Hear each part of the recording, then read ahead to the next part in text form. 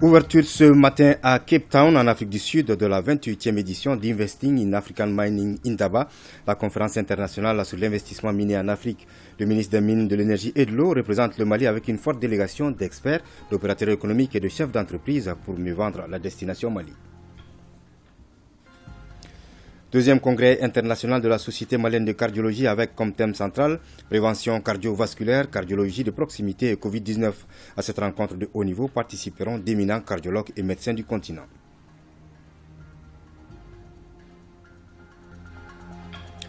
Le dossier de la rédaction s'ouvre ce soir sur le phénomène de l'autostop qui prend de plus en plus de l'ampleur dans la capitale malienne. Il s'agit de jeunes gens qui, pour arriver à leur destination, sollicitent le concours de propriétaires d'engins roulants. Aliou Abdoulaye Touré s'est intéressé au phénomène et nous dévoile les raisons de la pratique. Mesdames, Messieurs, bonsoir. Merci de rester sur ORTM 1 et bienvenue à l'information. Le président de la transition, le colonel Assimi Goïta, a reçu ce matin en audience successivement une délégation de l'Association des anciens footballeurs du Mali, l'envoyé spécial du président de l'organisation de la conférence islamique et une délégation de l'Union nationale des associations des femmes musulmanes du Mali. Le compte-rendu de toutes ces audiences avec Alousseni Touré. L'Union nationale des anciens footballeurs est une association qui se veut d'utilité publique et surtout panafricaine dans sa vocation. L'INAFOM a procédé à la remise symbolique de maillots et de ballons au président de la transition et souhaité être consulté et soutenu dans ses projets. On a parlé un peu de la vie de notre association, des difficultés que nous rencontrions et des personnes qui sont aujourd'hui sans voix. Mais bon, nous sommes aussi dans la résilience. Nous estimons que nous devions utiliser les valeurs du sport, utiliser les valeurs morales, les valeurs de chez nous pour booster un petit peu le sport roi qu'est le football.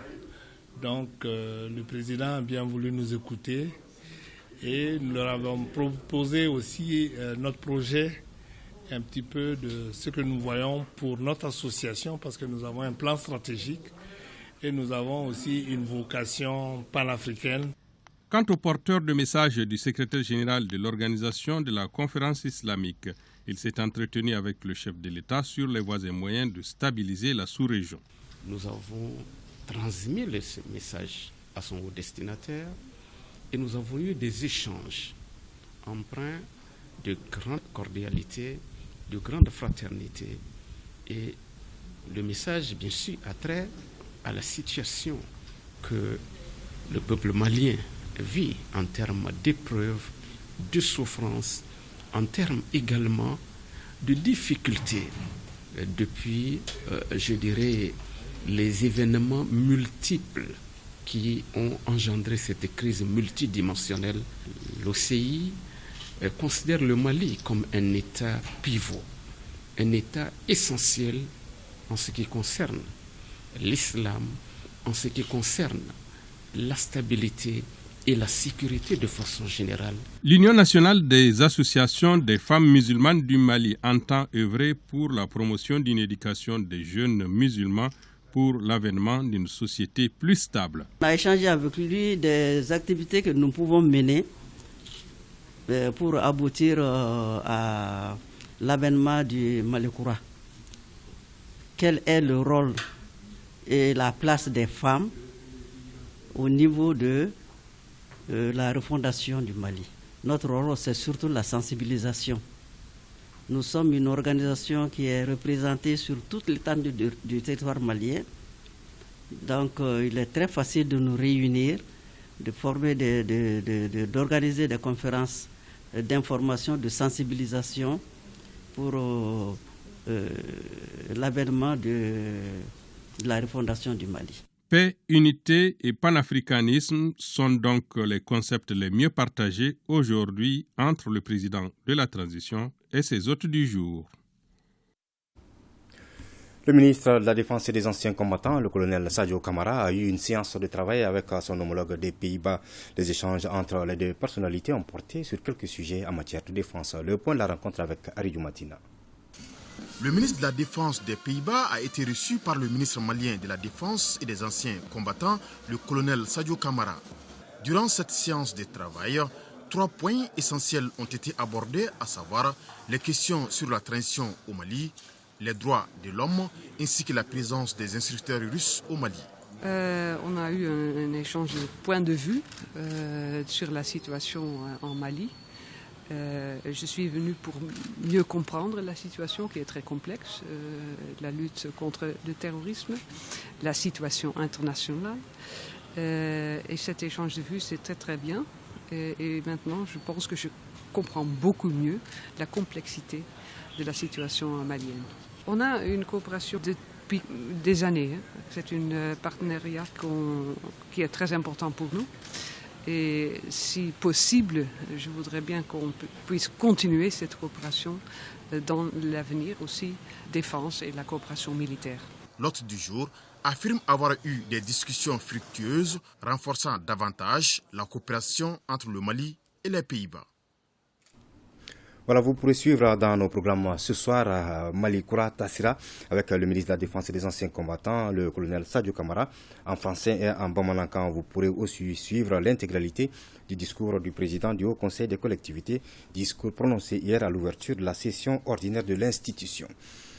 Les normes internationales et les bonnes pratiques susceptibles d'aider à réduire le déficit de confiance entre la Cour constitutionnelle et les parties prenantes aux élections sont au centre d'un atelier ouvert ce matin à Bamako.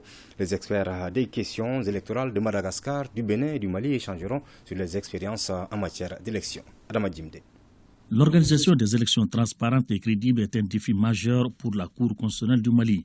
C'est pourquoi elle a initié cette rencontre avec les experts de la question. Objectif, partager les expériences, bonnes ou moins bonnes, de la région en matière de communication par des juridictions en charge du contentieux électoral. Un motif valable pour la Fondation internationale pour les systèmes électoraux IFES d'appuyer la Cour constitutionnelle dans sa démarche proactive. Nous appuyons le processus électoral au Mali. Et à travers, pour nous, appuyer le processus électoral, c'est appuyer tous les organes qui jouent un rôle crucial dans le processus électoral. Donc, c'est l'organe de gestion des élections, ce sont les organes impliqués dans la gestion du contentieux électoral, dont la Cour constitutionnelle. Ce premier atelier de partage d'expérience pour une meilleure compréhension des décisions de la Cour constitutionnelle dans le processus de contentieux électoraux, en partenariat avec la Fondation internationale pour les systèmes électoraux, que nous débutons ce matin, intervient dans un contexte de transition politique pour notre État. Il offre des opportunités aux membres de la Cour constitutionnelle pour relever le défi qui est l'organisation d'élections transparentes et acceptées par tous à l'issue de la transition. Au cours de cette rencontre, il sera question de procédures internes, techniques et légales qui peuvent aider à améliorer la communication de la Cour. Pour les amis de notre pays, les réformes institutionnelles s'avèrent nécessaires au bon fonctionnement de l'appareil étatique.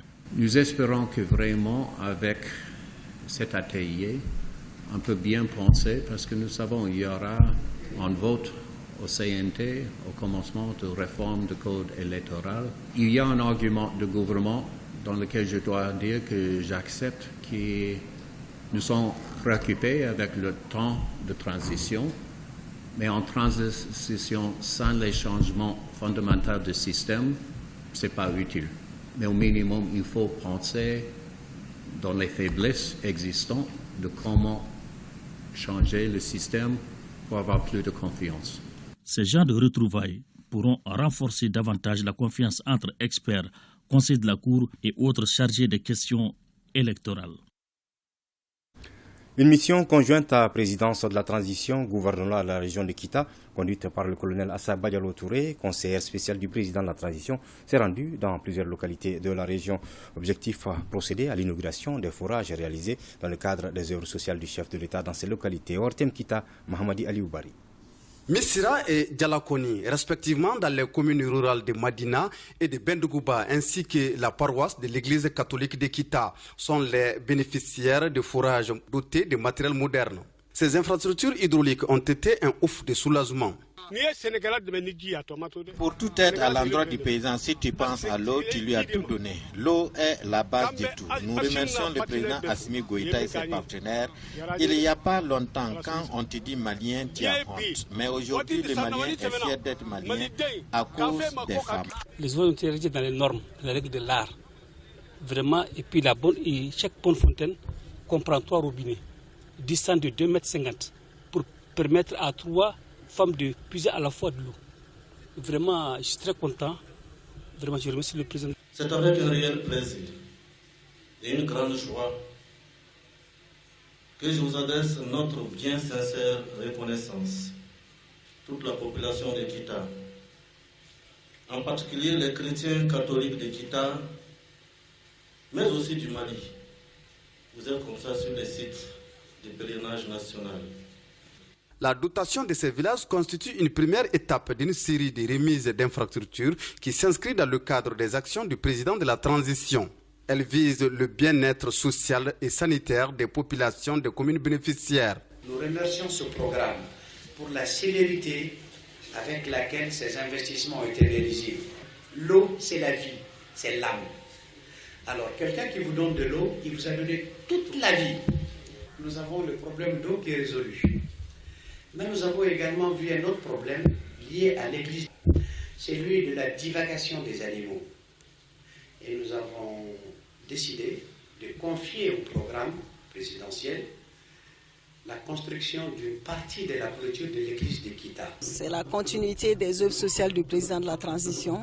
On a commencé par Misra, Djalakoni, et voici que nous sommes à l'église puis à la colline mariale. L'eau, c'est la vie. Et en tant qu'agent de santé, je sais que l'eau, c'est la santé aussi. Donc il y avait un besoin crucial d'eau. Pendant le pèlerinage, ils étaient obligés de prendre l'eau de l'église pour l'amener ici, à 3 km sur des charrettes. Il y a eu d'autres doléances. Comme on le dit, on ne fait jamais de promesses, mais on prend acte.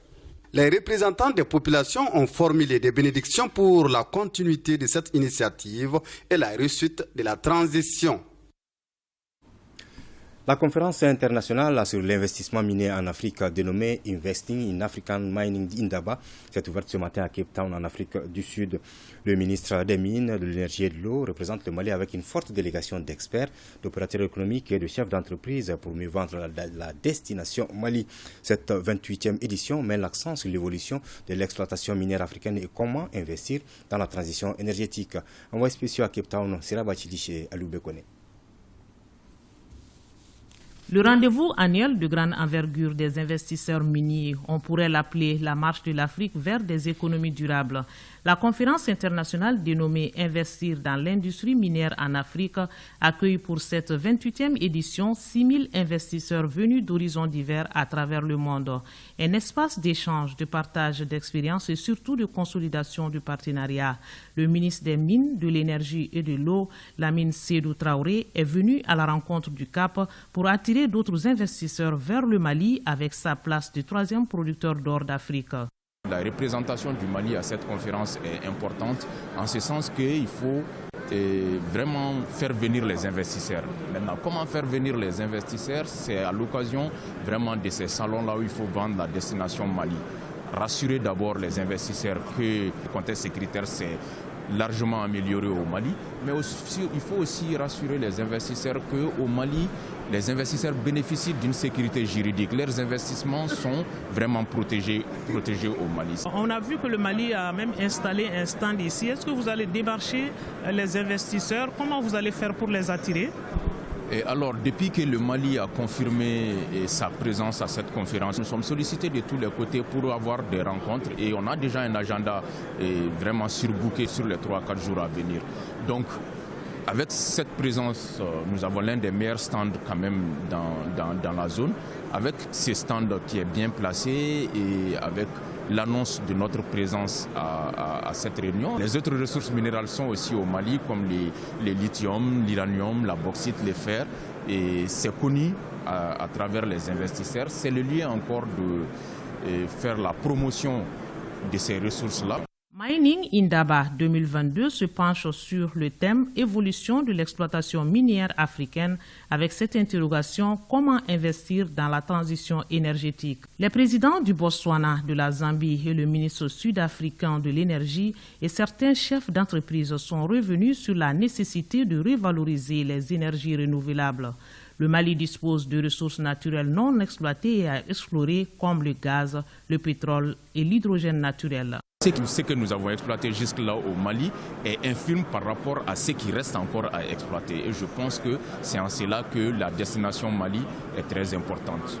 Nous allons rappeler que nous avons de l'uranium, nous avons le gaz qui n'est pas encore exploité, nous avons aussi le pétrole qui n'est pas exploité, mais nous avons surtout en quantité débordante l'hydrogène naturel, qui est quand même l'avenir en matière vraiment d'énergie renouvelable dans ce monde.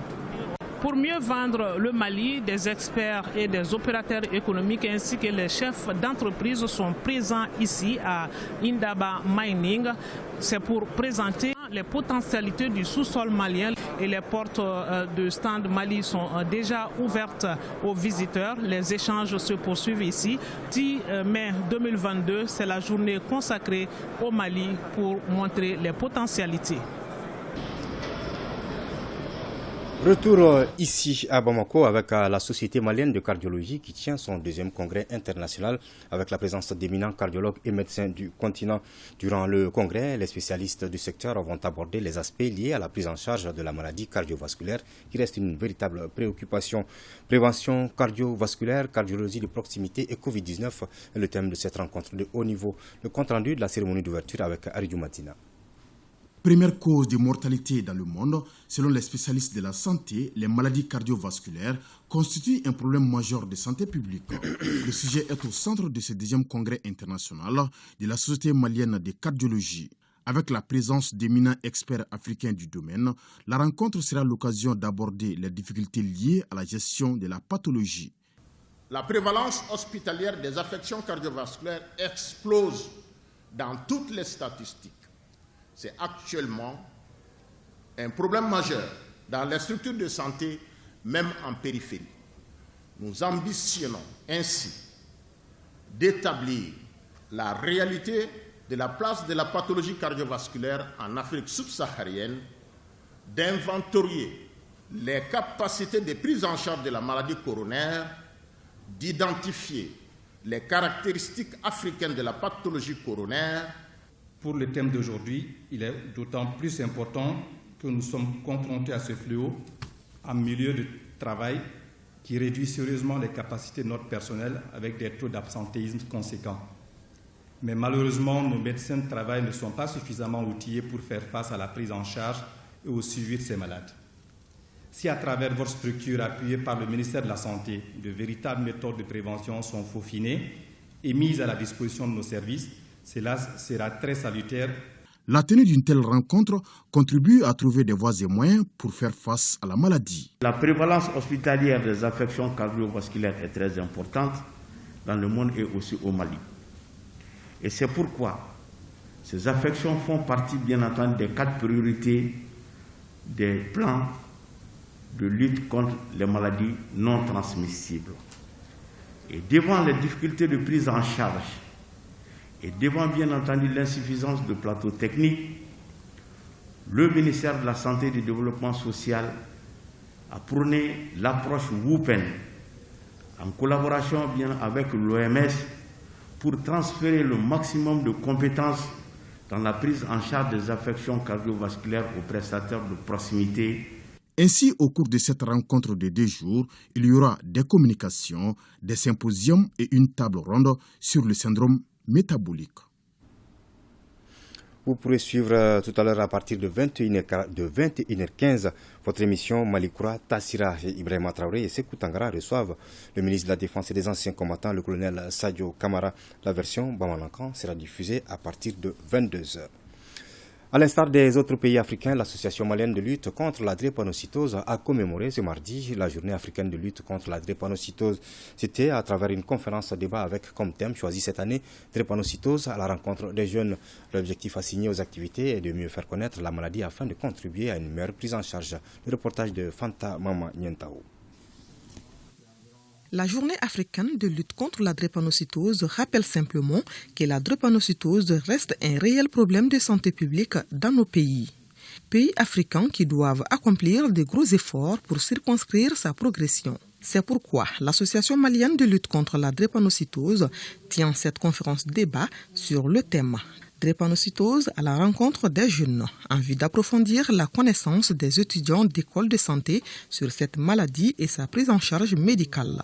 Nous voulons inciter les jeunes à aller faire le dépistage et de ne pas attendre qu'il y ait un enfant drépanocytaire pour chercher les causes, puisque nous savons tous, d'après tout ce que nos médecins nous disent, que la drépanocytose est transmise à l'enfant à la fois par le père et la mère. Selon un médecin traitant de la drépanocytose, des progrès notables ont été enregistrés pour assurer une meilleure prise en charge et offrir des soins de qualité aux drépanocytaires. Au Mali, à peu près, on a 12% de la population qui porte le gène. Donc c'est une maladie qui est grave, qui entraîne des manifestations et surtout des complications qui malheureusement peuvent entraîner les décès si les malades ne sont pas diagnostiqués très tôt et s'ils ne sont pas pris en charge assez rapidement. L'association a tenu à nous honorer en organisant au sein de notre structure la dite journée afin qu'il y ait plus de sensibilisation de la population, cela passant obligatoirement par la couche juvénile. L'Association malienne de lutte contre la drépanocytose est membre de la Fédération des associations de lutte contre la drépanocytose en Afrique, créée en 1990 au Bénin. Santé toujours avec le point Covid de ce mardi 10 mai. 632 tests ont été réalisés par les services de santé sur lesquels tests on a dénombré 10 cas positifs, 3 personnes guéries et 0 décès. 96 personnes sont sous traitement à ce jour. Le ministère du Développement rural et ses partenaires se sont retrouvés ce mardi à Bamako pour un atelier de validation du rapport provisoire du programme national d'irrigation de proximité. Durant cette journée, les acteurs doivent apporter des améliorations dans le programme afin de valider un document final. Le point avec Koumba Sissé. La première phase du programme national d'irrigation de proximité a commencé au Mali en 2012 et a pris fin en 2021. Après ces 10 années d'exécution, le gouvernement et ses partenaires prouvent la continuité de ce programme qui a eu un impact sur la population bénéficiaire. C'est pourquoi ces acteurs se focalisent sur le rapport provisoire de la deuxième phase du PNUP pour son amendement avant sa validation. Aujourd'hui, nous sommes là pour faire adopter les documents de la deuxième phase. Les acquis sont extrêmement importants pour les populations parce que, vous savez, c'est un programme qui intervient dans les zones où nous n'avons pas les grands fleuves. Donc, pour corriger un peu les déficits céréaliers dans ces zones, pour récupérer les eaux de ruissellement à travers des micro-barrages et mettre des terres irriguées à la disposition des populations pour la production agricole. Des zones qui n'ont jamais connu la culture du riz ont commencé à produire du riz. Des villages qui n'ont jamais mangé le riz que les jours de fête ont commencé à manger le riz tous les jours. Ce programme national d'irrigation de proximité initié par le gouvernement du Mali contribue à faire face aux effets du changement climatique afin de lutter contre l'insécurité alimentaire. Outre les investissements dans les infrastructures et équipements, cette seconde phase prendra en charge également les aspects transversaux tels que l'agroécologie, la nutrition et le genre, fortement recommandés dans les rapports d'évaluation finale de la première phase. L'adoption de ce document du PNUP 2 figure dans les actions du programme de travail gouvernemental PAG du premier semestre 2022. Les contributions apportées par les participants à ces documents du Programme national d'irrigation de proximité phase 2 devront permettre d'identifier les faiblesses et consolider les acquis. Le règlement des cotisations et la conformité avec les textes de l'OHADA font partie des préalables à l'éligibilité à la Confédération des sociétés coopératives des producteurs de coton du Mali. Le mandataire judiciaire de la fêtière était à Ouéléssébougou pour échanger avec les 400 producteurs de la localité, ceux de Dangassa et Gouani. Envoyés spéciaux Taïeb Adjaviakoy et Moïse Traoré.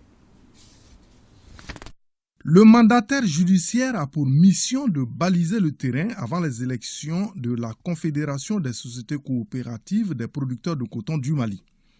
À Ouéléssébougou, l'équipe transitoire a rencontré les cotonculteurs de la localité et ceux venus de Dangassa et Gouani. Donc tous ceux qui disent qu'ils ont été élus sans problème, ok, qu'ils reviennent et qu'on rebelote. Si les paysans votent pour eux, les producteurs votent pour eux, tant mieux. Nous, on n'a pas de bureau, on n'a pas de tendance. On est venu pour faire un boulot, on va faire notre job. Ils n'ont qu'à se préparer, ils n'ont qu'à se mettre à jour conformément au texte de l'OHADA, conformément à leur statut même, payer leur quote-part pour être éligible ou pour avoir la capacité de voter pour quelqu'un. La situation d'embargo est un contexte défavorable. Aussi, 4 personnes sont en interpellation pour trafic d'engrais.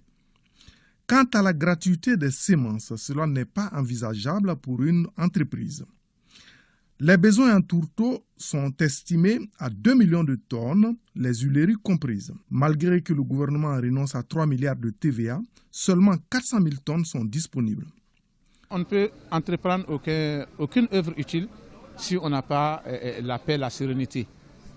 Donc le gouvernement, le chef de l'État a invité les producteurs à Koutchala, à l'Union sacrée, à enterrer la hache de guerre.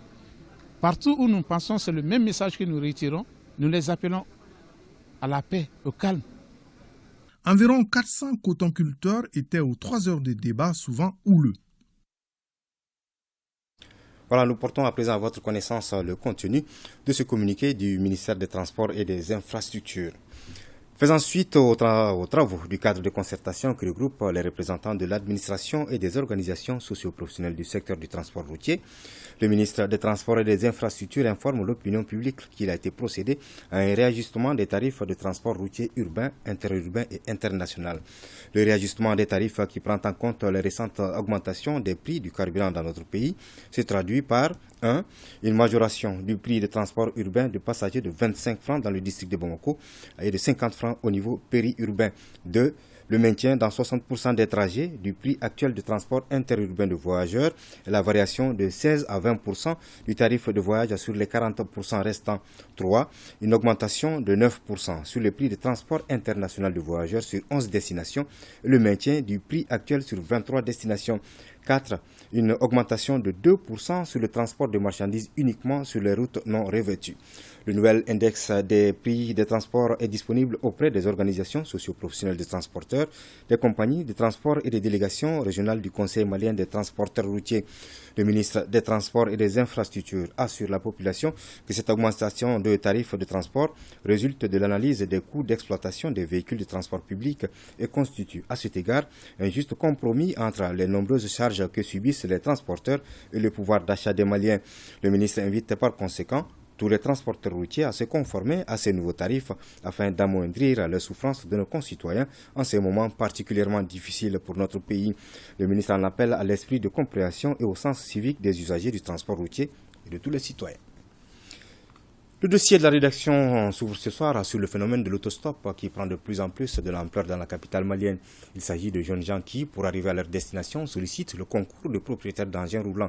Aliou Abdoulaye Touré s'est intéressé au phénomène et nous dévoile les raisons de la pratique.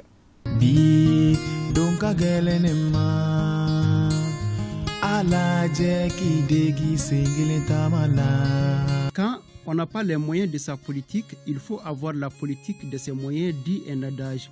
De nombreux élèves et étudiants qui n'ont pas de frais de transport optent pour l'option autostop.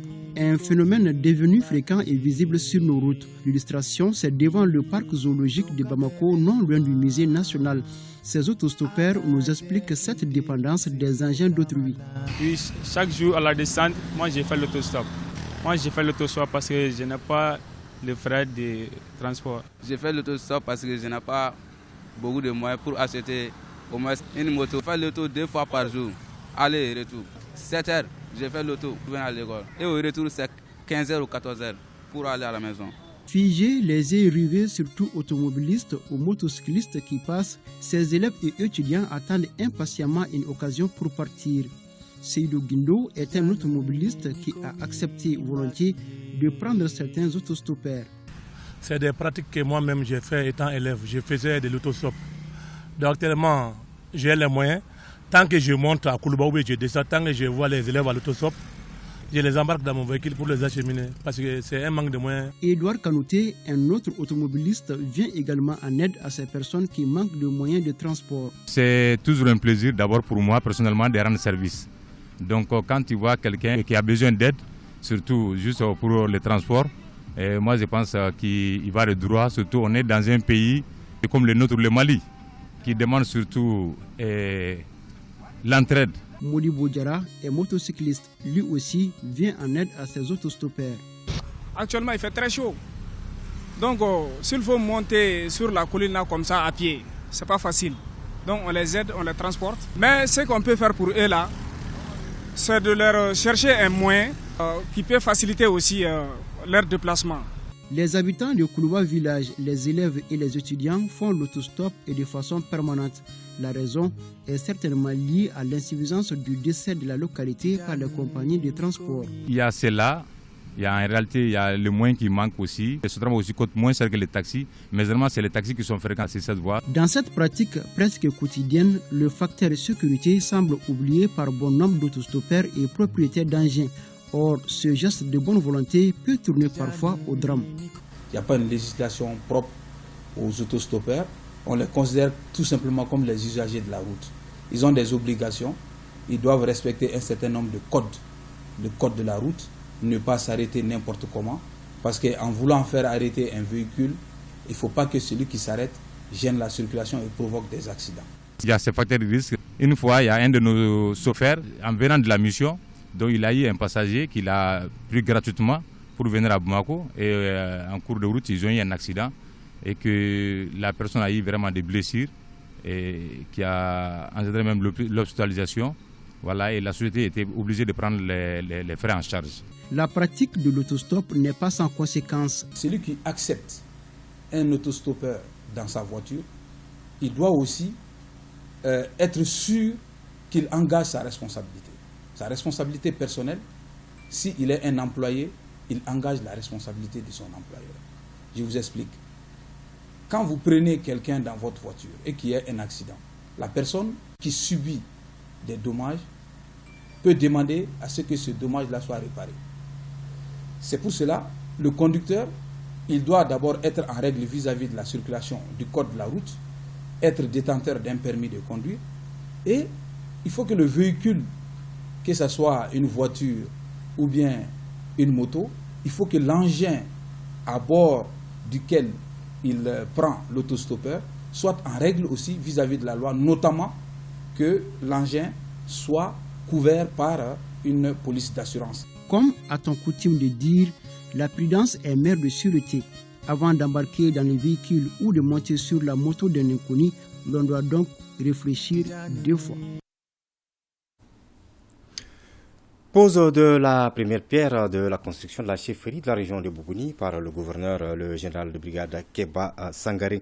Ce vestibule est la concrétisation de la volonté politique des autorités de notre pays pour réhabiliter nos légitimités traditionnelles en les mettant dans des conditions idoines. Il coûtera 145 millions de francs CFA pour un délai d'exécution de 6 mois. Bougouni, la correspondance de Jafar Aïdara et Jibril Bagayoko. Cette pose de la première pierre de la chefferie de Bougouni est la concrétisation de la volonté politique émanant des plus hautes autorités du pays qui tiennent à réhabiliter nos légitimités traditionnelles en les mettant dans les conditions idoines. Ce vestibule sera l'épicentre des activités des légitimités traditionnelles de Bougouni. Aujourd'hui, c'est un des rêves que nous venons de réaliser, doter la région de Bougouni de la construction de la chefferie traditionnelle. Vous savez, lorsque le président, le colonel Assimi, a dédié le 11 novembre la journée des légitimités traditionnelles, on s'est posé 1000 questions. Quel sera le sort de nos anciens sites des légitimités traditionnelles dont beaucoup sont dans un état de délabrement total? Donc nous avons estimé avec la population, la chefferie de Bougouni, d'offrir à cette légitimité un bâti, un plan soudano-sahélien et avec un toit bien fait qui rappelle le nom de Bougouni en Bambara. Ce vestibule de la chefferie de Bougouni sera bâti sur une superficie de 760 m². Il comprendra 3 blocs, un bloc pour l'administration, un bloc pour le logement des hôtes, 4 toilettes, un lieu de culte pour un coût de plus de 145 millions de francs CFA et un délai d'exécution de 6 mois. Nous sommes vraiment très honorés aujourd'hui d'assister et de participer, d'apporter notre pierre à la construction de ce vestibule qui va porter le nom de notre vénéré patriarche Djarassa Moussa Diakité. Nous souhaitons, à l'inauguration de ce monument, nous invitons le président Assimi Goïta à être présent ce jour-là. Auparavant, Suleiman Traoré, jeune diplômé domicilié à Kati, a marché le trajet Kati-Bougouni en 2 jours pour remettre un drapeau au gouverneur de la région en guise de félicitations pour le travail abattu pour la région de Bougouni. Fin de la 4e édition du jeu concours organisé par Yara Oil au cours du mois de Ramadan. Les gagnants ont reçu leur cadeau composé de tickets de carburant, de tapis, de prières, de chapelets ainsi que de paniers de kits alimentaires. Les détails avec Adrissa Koné. Ils sont 34 gagnants des cartes magnétiques et des carburants allant de 5 000 à 50 000 francs CFA qui reçoivent leurs cadeaux des mains des responsables de Yarawel. Des tapis de prière et chapelets ainsi que des paniers de kits alimentaires sont également remportés. C'est un truc transparent. Il n'y a pas eu d'arrangement ou de favoritisme, non. C'est juste chaque semaine ou chaque 2 jours, je fais mon plein. Moi, j'ai gagné un panier, un bon de 50 000, des chapelets, des sambons, des carnets, des bics, j'ai presque tout gagné. C'est par cette activité que Yara Oil clôt la 4e édition de Rafale Ramadan, une édition qui s'est articulée autour de 3 volets. Le premier volet, c'était de donner le Coran, les dates à 5 différentes mosquées.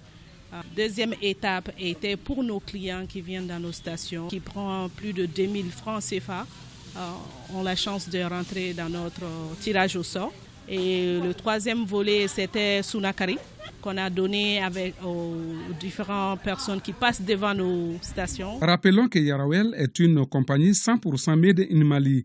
À travers l'activité Rafale Ramadan, Yarawel, depuis 4 ans, se rapproche de ses clients en général et des Maliens en particulier. Voilà, avant de boucler définitivement cette édition, je rappelle que vous pourrez suivre tout à l'heure à partir de 21h15 votre émission Malikoura Tassira. Ibrahima Traoré et Sekou Tangara reçoivent le ministre de la Défense et des Anciens Combattants, le colonel Sadio Kamara. La version Bamanakan sera diffusée à 22h. Voilà, c'est tout pour ce journal. Merci de l'avoir suivi. Bonne suite des programmes sur votre télévision nationale. Bonsoir.